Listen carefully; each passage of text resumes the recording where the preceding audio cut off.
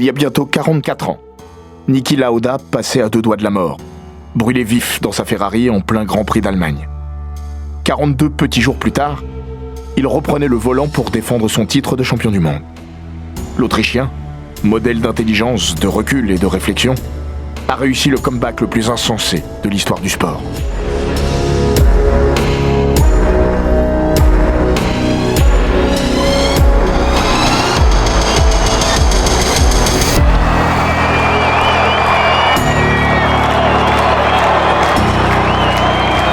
Bienvenue dans les grands récits d'Eurosport.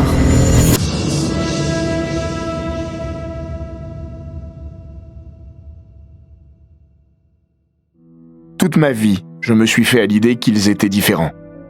Depuis le jour où j'ai posé mes yeux sur un Grand Prix de Formule 1 et entendu la voix de Johnny Reeve, qui, avec son compère Jean-Louis Moncet, allait sans le savoir religieusement rythmer bon nombre de mes dimanches après-midi. J'ai su que le commun des mortels n'était pas fait du même bois qu'eux. Eux, ce sont les pilotes. Des hommes intelligents, qui batifolent avec la grande faucheuse le plus instinctivement du monde. Et viscéralement. Aujourd'hui encore, je reste persuadé qu'ils possèdent quelque chose que les autres n'ont pas. Ils analysent toute situation dans un espace-temps qui leur est propre et dont l'étroitesse vous enverrait dans le décor. Ils perçoivent tout plus vite que nous. Quant à leur résistance physique et leurs réflexes, on oscille entre le prodigieux et l'extraordinaire. Des super-héros en quelque sorte. Gamin, Ayrton Senna était un peu mon Superman. Passé sous armure rouge, Michael Schumacher avait lui des faux airs d'Iron Man. Je pourrais étirer cette liste à l'envi et déceler un surhomme derrière chaque immense champion. De Juan Manuel Fangio à Lewis Hamilton. Niki Lauda n'y échapperait pas, même si de tous, il est peut-être le plus inclassable et incassable. Parce que l'Autrichien n'a jamais eu la flamboyance d'un Senna, ni même le charme discret de Clark Kent. L'enveloppe extérieure, avant son effroyable accident du Nürburgring, ne laissant rien présager de l'exceptionnelle volonté qui anime ce fils de grand bourgeois. Andreas Nikolaus Lauda a vu le jour en 1949, à Vienne. La guerre est terminée depuis 4 ans. Sa famille ne connaît pas la crise. Niki n'est pas né avec un volant entre les mains, mais une cuillère d'argent dans la bouche. Il sera banquier, point barre. Sauf que le jeune Niki a déjà un caractère bien trempé et qu'il a envie d'à peu près tout sauf de passer sa vie derrière un bureau à compter l'argent des autres. Non, Lauda sera pilote. Tant pis s'il doit s'émanciper et se débrouiller tout seul. Ce qu'il va faire. Sans support familial, Lauda trace sa route à coups de prêts bancaires et d'endettement. L'Autrichien débarque en F1 en 1971. Sa route est droite, mais la pente est raide. Il lui faudra 3 ans pour taper dans l'œil d'Enzo Ferrari, tombé amoureux de ce pilote à l'occasion du Grand Prix de Monaco 1973. Lauda n'est alors qu'une promesse. Mais sa langue dépasse déjà largement de sa poche. La première fois qu'il tourne dans la monoplace rouge, il n'y va pas par 4 chemins. Il lancera au commendatore « Cette voiture, c'est de la merde !» avant d'ajouter qu'il saura quand même en faire une voiture de course. Tout Lauda est résumé dans cette anecdote. Lauda dit ce qu'il pense, et Lauda fait ce qu'il dit. Il lui faudra 2 saisons pour redonner à Ferrari le lustre que la Scuderia avait perdu depuis plus d'1 décennie. En 1975, l'Autrichien met fin à 11 ans de disette, puisque le cheval ne s'était plus cabré depuis les titres pilote et constructeur de 1964. John Surtees, champion du monde cette année-là, a enfin un successeur. Ce n'est pas le plus brillant du paddock, mais sans doute le plus intelligent. S'il est surnommé le rat, en raison d'une dentition que l'on qualifiera de proéminente, on l'appelle aussi l'ordinateur, sobriquet qui dit tout de lui. Lauda n'aime pas les fioritures, abhorre l'inutile. Avec lui, l'efficacité prime. Le reste n'est que littérature. La preuve, ses trophées glanés en course, il les refourgue à un garagiste local qui, en échange, lui nettoie sa voiture gratuitement. La saison 1976 est un long fleuve tranquille pour Niki Lauda qui, étincelant numéro 1, écrase la concurrence. L'Autrichien remporte 4 de ses 9 premiers Grands Prix, plus une victoire sur tapis vert, après la disqualification de James Hunt en Grande-Bretagne. Il s'apprête à devenir le premier pilote à conserver sa couronne depuis 1960, et Jack Brabham. Niki Lauda n'a pas de rival. À 7 courses de la fin et avec un matelas des plus confortables, le champion du monde en titre est parti pour se succéder à lui-même. arrive le Grand Prix d'Allemagne. Piloter une Formule 1, c'est rouler à toute berzingue. La mort juchée sur votre épaule, prête à prendre le volant à tout moment. Au mieux, pour vous envoyer dans le mur. Au pire, dans l'autre monde. Les pilotes en sont conscients. Autant en 1976 qu'en 1950, année de création du championnat du monde. Si les voitures ont progressé à vitesse grand V, la sécurité, elle, reste aléatoire. Pour s'en persuader, il suffit de se pencher sur la litanie des pilotes morts dans l'exercice de leur passion. Ils seront à peine moins nombreux dans les années 70 que durant la décennie précédente. 10 contre 12. Ajoutez-y à cela que s'il n'existe pas de bonne manière pour mourir, certains accidents sont particulièrement atroces, tel celui qui coûtera la vie à Tom Price en 1977. À Kyalami, le malheureux sera décapité par un extincteur. Le Nürburgring, où se déroule le Grand Prix d'Allemagne 1976, vit ses dernières heures en championnat du monde. L'an prochain, le cirque de la Formule 1 s'en ira du côté d'Hockenheim et de ses longues trouées forestières. Le Nürburgring se divise en plusieurs parties. La F1 emprunte la plus folle d'entre elles, la Nordschleife, longue de 22,8 km. Un tracé d'un autre temps, que la F1 s'apprête à abandonner pour des raisons de sécurité. Plus rien ne répond aux normes au cœur du massif de l'Eiffel. Jackie Stewart n'a jamais été un fan de ce circuit. Circuit qui lui fera dire « Si quelqu'un vous dit qu'il aimait le tracé originel du Nürburgring, il vous ment, ou ne roulez pas assez vite. » Niki Lauda partage son avis. L'Autrichien est trop sensé pour aimer tourner sur un tracé aussi dément et vertigineux, dont il détient pourtant le record du tour en moins de 7 minutes. Un flirt poussé avec le danger. Par nécessité. Toujours et encore. Dans son autobiographie, 300 à l'heure, il écrira « Au printemps 1976, je fis part à la délégation du Grand Prix de mon intention de ne pas courir le ring cette année-là. Mais ma proposition fut rejetée, et j'acceptais de le courir quand même. » Alors Lauda court, et la vie de Niki ne sera plus jamais la même. Il a plu sur le massif de l'Eiffel en ce 1er août 1976. Mais la piste s'assèche rapidement. Si bien que Lauda monte des pneus slick au terme du premier tour. Le seul qu'il bouclera intégralement ce jour-là. Quelques minutes plus tard, à la sortie d'un gauche rapide et avant le virage de Bergwerk, Lauda perd le contrôle de sa monoplace qui fait une embardée vers la droite. La Ferrari numéro 1 traverse la piste et s'en va heurter le talus. Elle revient sur le tracé dans un tête-à-queue sans fin au faux air de valse avec la mort. La carcasse de la monoplace est complètement démantibulée, délestée d'une roue qui s'est fait la malle dans la bataille. Le pire est à venir. La 312 T2 finit par ralentir, mais elle s'embrase dans la foulée, bientôt percutée de plein fouet par la Surtees de Brett Lunger. Un cauchemar en chasse un autre. Arrivent d'autres pilotes, qui réussissent à s'arrêter et tentent de porter secours aux malheureux. Guy Edwards, Harald Hertel ou Arturo Merzario sont de ceux-là.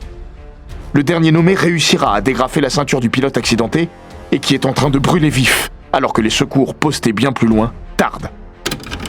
10 secondes de plus et j'étais mort. Finalement héliporté à l'hôpital d'Adenau, il tombe dans le coma et oscille entre la vie et la mort. Lauda n'est pas menacé par ses brûlures, aussi graves soient-elles, mais l'inquiétude des médecins se porte sur ses poumons. Dans son baquet, le champion du monde a respiré des vapeurs toxiques en quantité importante. Essence, plastique, toutes sortes de saletés sont passées par ses bronches pour se fixer dans sa poitrine. Commence alors la lutte d'une vie, de sa vie.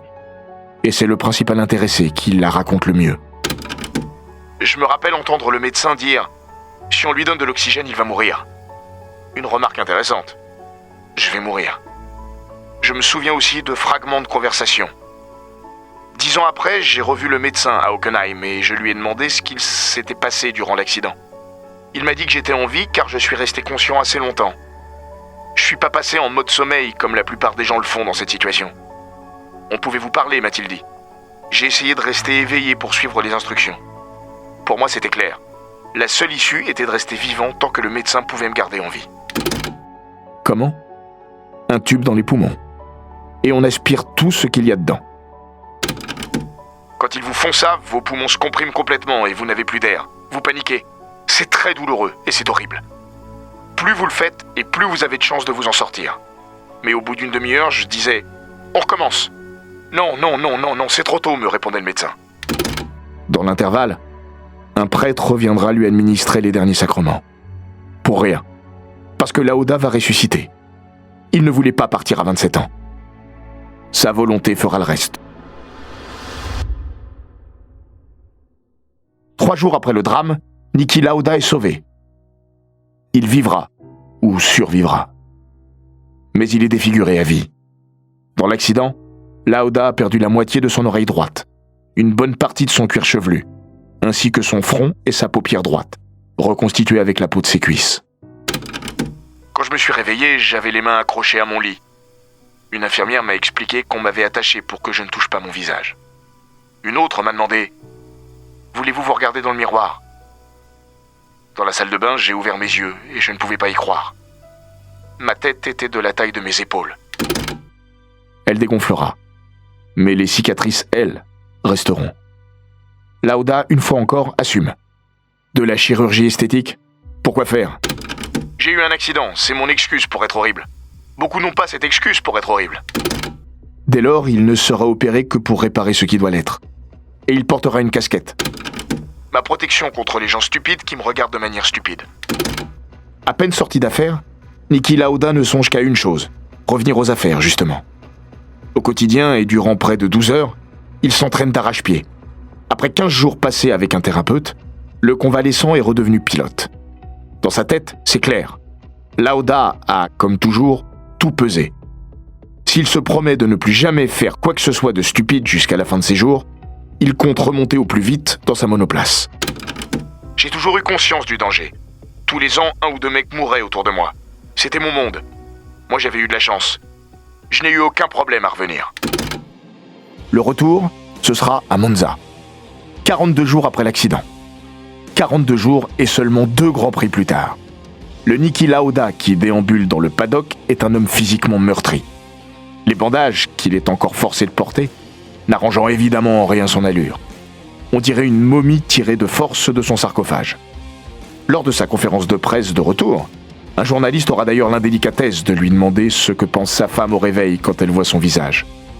Plus que jamais, Lauda est aux antipodes de celui qui a profité de son absence pour revenir sur ses talons au championnat du monde, James Hunt.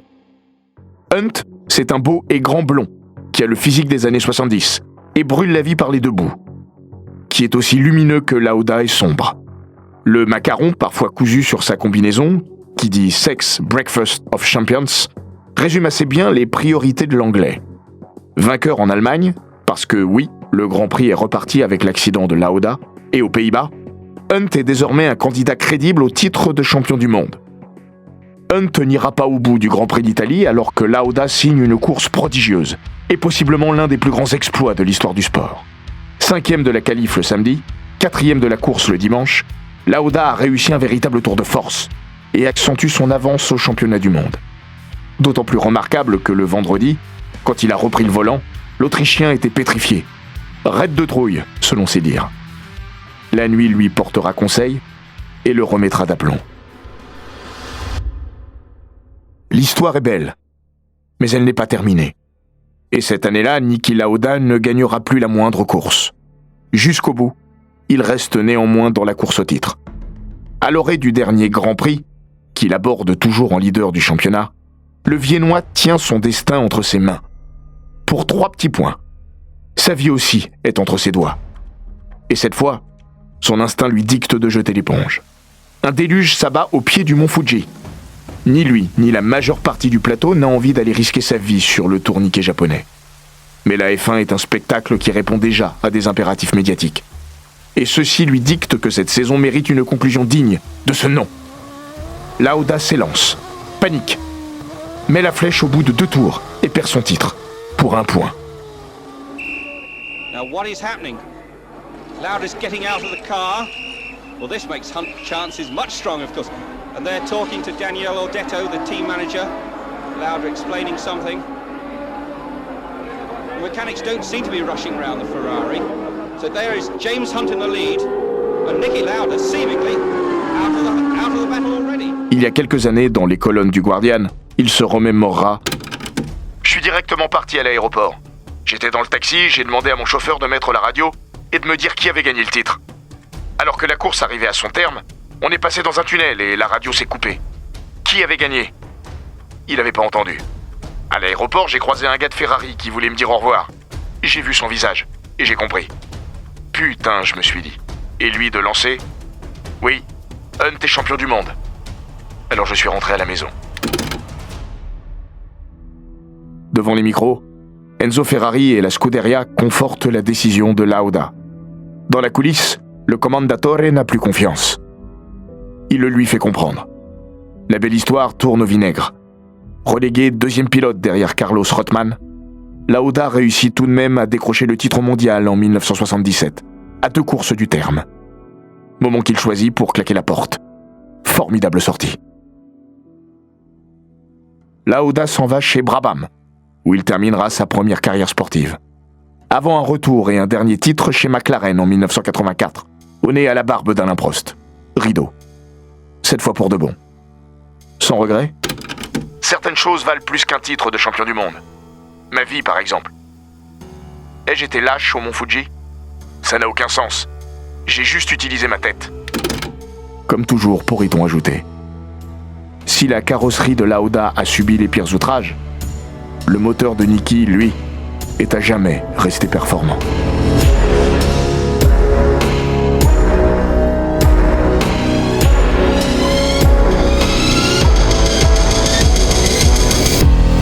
Cet épisode des Grands Récits d'Eurosport a été écrit par Maxime Dupuis. Il est raconté par Florian Bayou, monté par Jean-Gabriel Rassa et produit par Bababam.